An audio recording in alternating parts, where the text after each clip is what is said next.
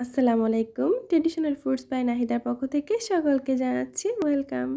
রামাদান মুবারক। আজকে আপনাদের সাথে পেঁপের জুসের রেসিপি শেয়ার করব। খুবই ইজি, তাহলে দেখে নিই। আমি এখানে পেঁপে নিয়েছি কেটে, আর নিয়েছি চিনি, আর এখানে পানি নিয়ে নিয়েছি।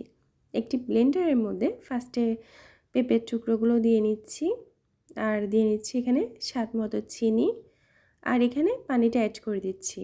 আমি এখানে নর্মাল পানি ইউজ করতেছি, আপনারা চাইলে ঠান্ডা পানি আর বরফ কুচিও ইউজ করতে পারেন। এরপর এখন ব্লেন্ডারে দিয়ে ব্লেন্ড করে নেব। খুবই ইজি এই রেসিপিটা, আপনারা ইফতারে ট্রাই করতে পারেন। ঠান্ডা ঠান্ডা পেঁপের এই জুসটা কিন্তু খেতে অসম্ভব মজা লাগে। আর আমি এখন এটি সার্ভ করে নিচ্ছি। আশা করছি রেসিপিটি ভালো লেগেছে। ভালো লাগলে আমার চ্যানেলটি সাবস্ক্রাইব করে আমার পাশে থাকবেন। আপনাদেরকে অসংখ্য ধন্যবাদ সম্পূর্ণ ভিডিওটি দেখার জন্য। আসসালামু আলাইকুম। আল্লাহ হাফিজ।